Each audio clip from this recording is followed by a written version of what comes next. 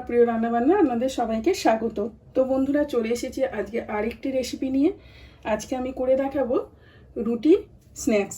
তো আমি এর জন্য নিয়ে নিয়েছি 4টে রুটি।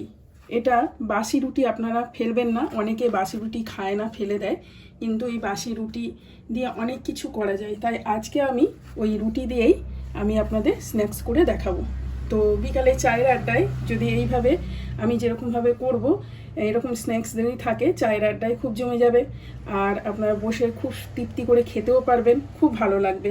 তো এই রেসিপিটার জন্য কি কি আমি উপকরণ নিয়েছি সেটা আপনাদেরকে দেখাবো। প্রথমে বলি, এখানে 4টে রুটি নিয়েছি, এগুলোকে ভাঁজ করে কেটে নেব। এখানে নিয়েছি ধনেপাতা, এখানে নিয়েছি পেঁয়াজ কালি কুচি, এখানে নিয়েছি কয়েকটা রসুনের কোয়া, এখানে নিয়েছি হাফ ইঞ্চি মতো আদা, আমি এগুলো গ্রেট করে নেব। এখানে নিয়েছি 7খানা কাঁচা লঙ্কা কুচিয়ে, এখানে নিয়েছি গাজরটা গ্রেট করে নেব। আর পেঁয়াজ, একটা বড় সাইজের পেঁয়াজ আমি ছোট ছোট করে কুচি কুচি করে কেটে নিয়েছি। আর এর মধ্যে যে মশলা অ্যাড করব সেটা হচ্ছে হাফ চামচ হলুদ গুঁড়ো, হাফ চামচ লঙ্কা গুঁড়ো, হাফ চামচ জিরে গুঁড়ো। আর এর মধ্যে দেব আমি চালের গুঁড়ো আমি আন্দাজ করে নিয়েছি। তো আমি এটা 6 থেকে 7 চামচ ইউজ করব, এতটা ইউজ করব না, কিন্তু আমি বেশি করে নিয়েছি। আর এখানে নিয়ে নিয়েছি সুজি আছে আমার 6 চামচ। আর এটা আমি করব সত্যিন্দরে যে বেসন, এই বেসন দিয়ে করব, বেসনের মধ্যে এগুলো মেশাবো। আর এর মধ্যে দেব কালো জিরে। তো এটা গেল একটা পার্ট। এটা তারপরে আমি আর দেখাই, এখানে আমি ধনেপাতা নিয়েছি। আমি এটার জন্য ধনেপাতা চাটনি, সস বা নারকেল চাটনি, বাদামের চাটনি সব দিয়েই খাওয়া যাবে। আমি আজকে ধনেপাতার চাটনি করব, তার জন্য ধনেপাতা নিয়েছি।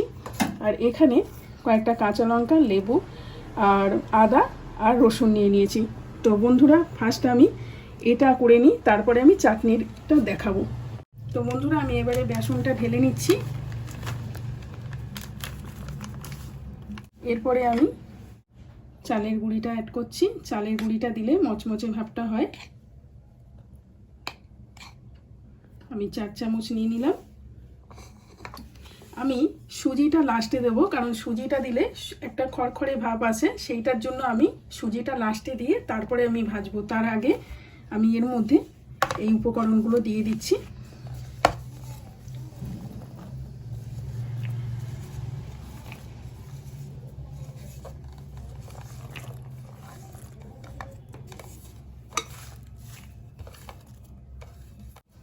আমি গাজরটাকে এইভাবে গ্রেট করে দিচ্ছি।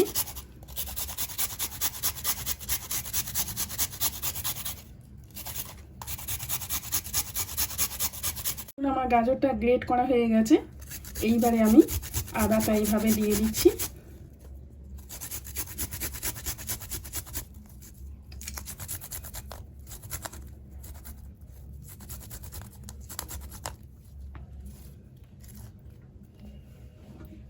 এইবারে রসুনটা আপনারা চাইলে পেস্টও দিতে পারেন, পেস্ট করে দিতে পারেন, কুচিয়ে দিতে পারেন। তো বন্ধুরা, এইবারে আমি একটু এতে জোয়ান দিয়ে দেবো।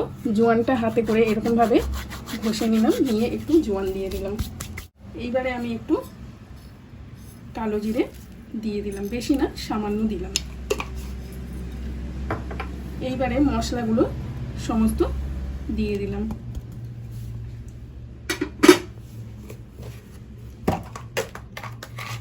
আমি এখানে নুন দিচ্ছি 1 চামচ, আর একটুখানি আপনারা আপনাদের স্বাদ অনুযায়ী দেবেন।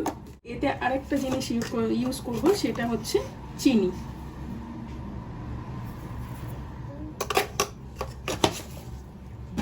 চিনিটা দেওয়ার কারণ হচ্ছে একটা ব্যালেন্স মেনটেনেন্স করে, খেতে ভালো লাগে। যে কোনো পকোড়া, ধরুন ভেজ পকোড়া হলেও যদি সবিতে একটুখানি করে চিনি দেন, তাহলে খেতে একটু ভালো লাগে, আর চিনির স্বাদটা ভালো লাগে সব কিছুতে। তাই আমি একটু চিনি ব্যবহার করি। তো বন্ধুরা, আমি এইভাবে পুরো মাখিয়ে নিচ্ছি। এইবারে এতে আমি হালকা করে করে জল দেব, একসাথে দেব না।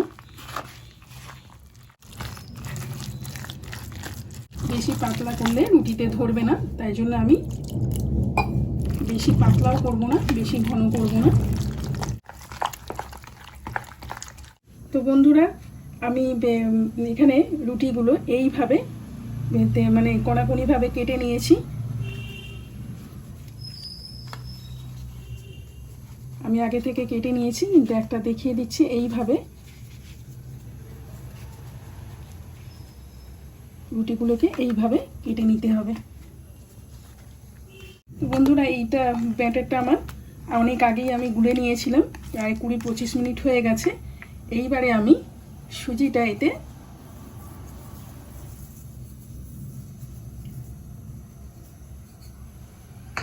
সবটা দিলাম না,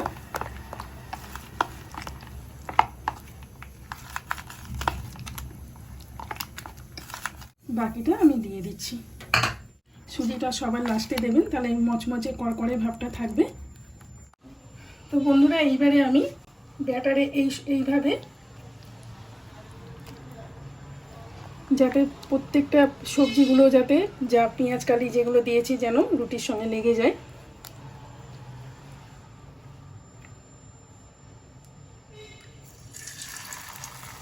এইভাবে দিতে হবে। আমি আগে থেকে কড়াই বসিয়ে নিয়েছিলাম, সরি আমার বলা হয়নি, আমি আগে থেকে কড়াই বসিয়ে তেল গরম করে নিয়েছিলাম।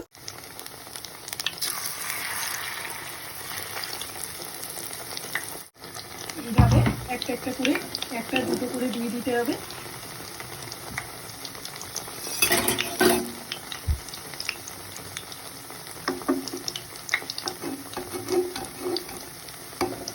আর আমি একদম তেলটা কমিয়ে দিয়েছি, নাহলে পুড়ে যেতে পারে। হালকা হালকা করে ভাজতে হবে।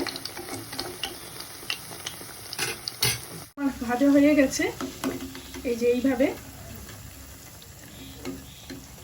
তুলে নিতে হবে। বন্ধুরা, এইভাবে তুলতে হবে, তুলে এইভাবে আবার যখন পেছন দিকটা উল্টাবেন তখন আবার এইভাবে দিয়ে দিতে হবে। ব্যাটারগুলো এইভাবে ব্যাটারটা দিয়ে দিতে হবে। আরও একটা দিয়ে দেখাচ্ছি।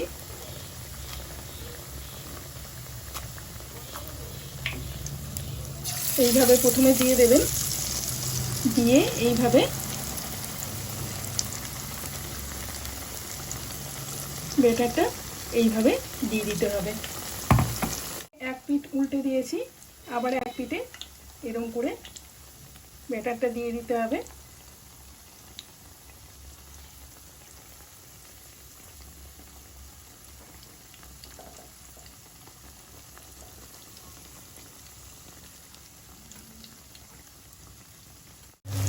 তো বন্ধুরা, আমার হয়ে এসেছে, এই দুটো আমি ভাজলে হয়ে যাবে। তো আমি দুদিকে ব্যাটারগুলো রুটিটা দিয়ে ব্যাটারটা দিয়ে করেছি। দুদিকেই দিতে হবে, একদিকটা উল্টে নিয়ে আর একদিকটা দিতে হবে, আমি যেমনভাবে দেখিয়েছি। এইভাবে হালকা করে গ্যাসের ফুয়েলটা কমিয়ে রাখবেন, কমিয়ে করবেন, নাহলে পুড়ে যাবে। একটু হতে হতে সময় লাগবে, নাহলে ভেতরে কাঁচা রয়ে যাবে।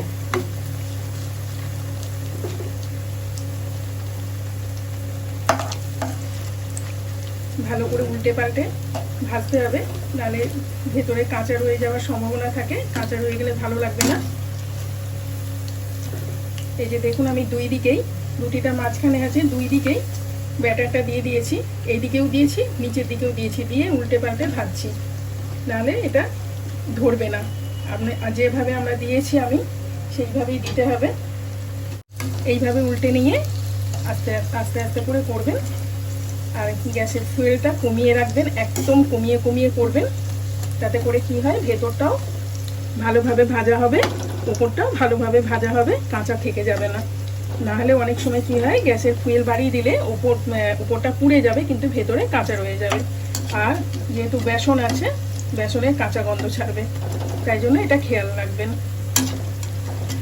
তো বন্ধুরা, আমার এই রুটির আটা রুটির স্ন্যাক্স আপনাদের কেমন লাগলো, বা বলতে পারেন পকোড়া কেমন লাগলো, প্লিজ আপনারা এই রেসিপিটা দেখে বা পকোড়াটা দেখে বা স্ন্যাক্সটা দেখে বাড়িতে তৈরি করে খাবেন। রুটি ফেলে দেবেন না, বাসি থাকলে এইভাবে করে খাবেন, বা বিকালে চায়ের সাথে করে খেয়ে দেখবেন, খুব ভালো লাগবে আশা করি। তো আমার কমেন্ট বক্সে প্লিজ আপনারা কমেন্ট করে জানাবেন। আমার চ্যানেলটাকে বা আমার রেসিপিটাকে দেখে লাইক করবেন, শেয়ার করবেন, বন্ধুদের সঙ্গে, পরিবারের সকলের সঙ্গে, এবং পাশে থাকা বেল আইকনটি ক্লিক করে অল নোটিফিকেশনে সেট করে দেবেন, যখন আমি কোনো ভিডিও ছাড়বো তখন সবার আগে পাওয়ার জন্য।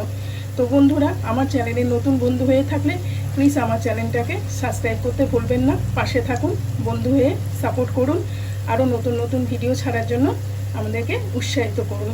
বিশেষ করে বন্ধুরা এতক্ষণ ভিডিওটা দেখেছেন, ওয়াচ করেছেন, তার জন্য বিশেষ করে ধন্যবাদ দিই। আজকের জন্য বিদায় বন্ধুরা।